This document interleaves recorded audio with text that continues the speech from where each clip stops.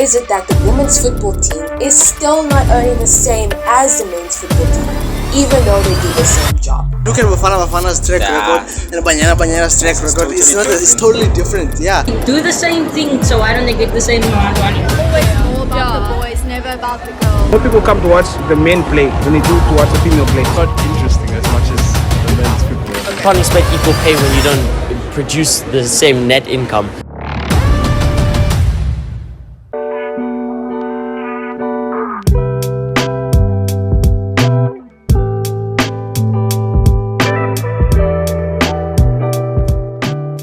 In Africa, women earn up to 35% less than men for doing work of equal value, yet nearly 38% of households are dependent on the income that a woman brings home. Nearly 4,000 rand for a competitive match draw and 5,700 for a win, compared to the men's 30,000 rand and 60,000 rand in terms of soccer.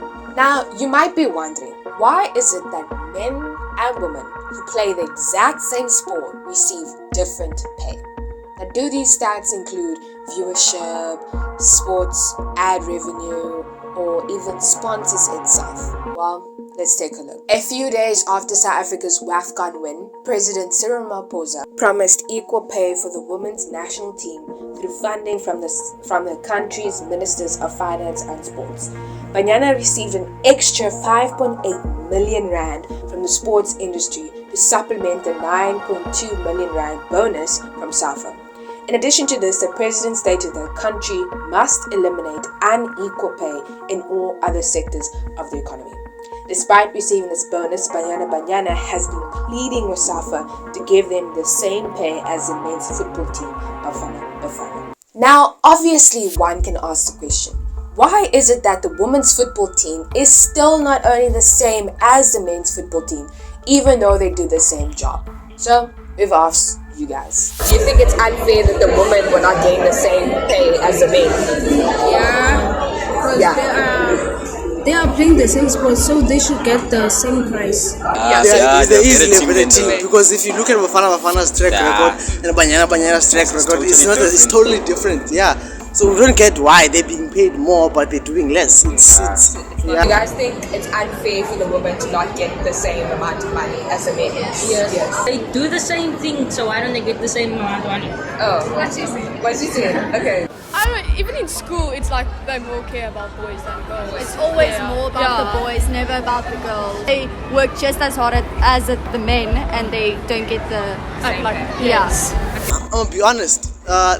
There is difference between me as a guy and you as a lady. So, sure, like for example, sense of maturity, women mature faster than us as guys. So in the same way, but also in a different way, us as men physically stronger than women.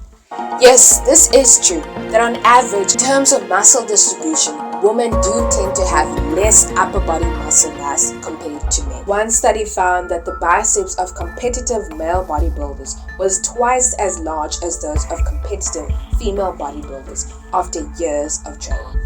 This is definitely an advantage for males. Unfortunately, that's science, and that's why also the arguing in pay difference as well.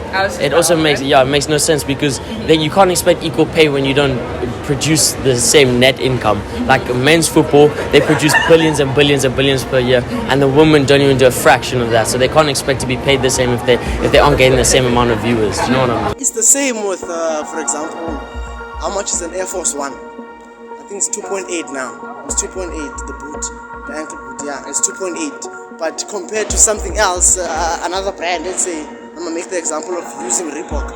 You wouldn't pay the same amount for the same shoe, but everyone knows what an Air Force is, but not everyone knows what the Reebok is. Yeah, you see. Interesting analogy. It's not that women's football is just a separate sport on its own.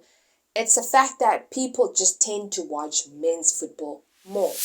It's no secret that one big way FIFA generates money is by selling television rights, marketing rights, and licensing rights, as well as revenue from ticket sales.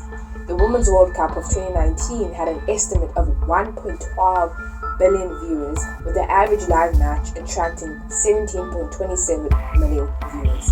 The final reached over 263 million unique viewers.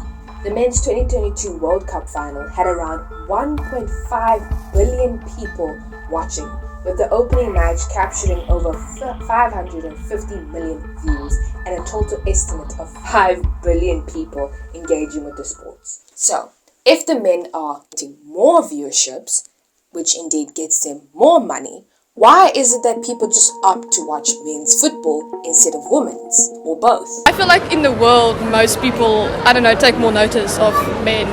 I don't hear about them. You mostly hear about the guys. I don't know, I just think because people think the men are better. Male football is much more popular than women's football. I feel like they mostly know, everybody always knows males. Men's football is everywhere. There's many channels you can watch men's football, and there's not as much coverage on women's sports that much as it is on male football. So it doesn't match up equally, I would say, yeah. I mean, the Football World Cup was the most watched thing ever. Almost 6 billion views. Exactly, so it's like, come on.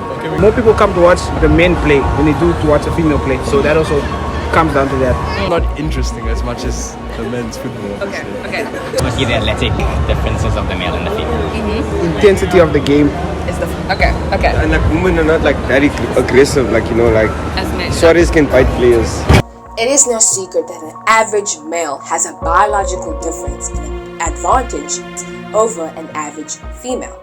This can create a dynamic where the men's football is just more interesting to watch. For example, men on average are faster than women. This can make the game more intense, fast-paced, and thus more enjoyable to watch.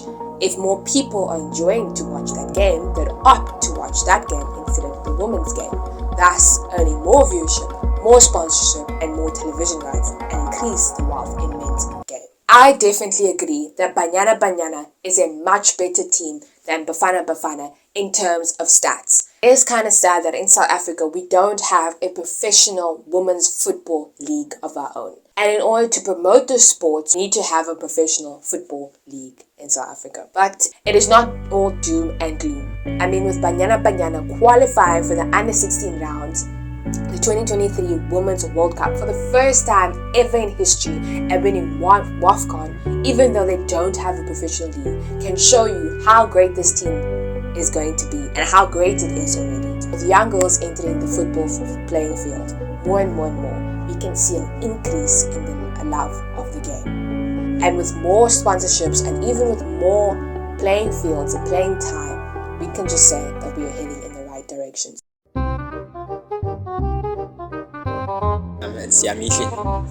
Siyabong. Dylan. Kiran. Lionel Messi. Mo Salah. Messi. Cristiano Ronaldo. Okay, can you name me one famous female football player? I know one. From Chelsea. Yeah, that's what I was saying. Wait. 2023. The one that competes with Mbappe, but she That's what I'm can't. saying. Wait. Caleb. Jonathan. And I'm Daniel. Daniel. Can you guys name me a female football player? Famous. I don't know her first name, but her last name's like Care or something like that. Sam Kerr, bro. That person. Okay. Soda mustard. Sorry, Master. Can you name one famous football player? Neymar. Ronaldo. Okay. And then can you name me one famous female football player? Don't Google. Megan Rapinoe. Okay. Megan Rapinoe. Okay. Rafina, I think. Rafina or something like that, I'm not sure. No. Football? Yeah, soccer player. Oh. Yeah. Suarez can bite players. I don't know her name. I do know. I know what they look like. Okay.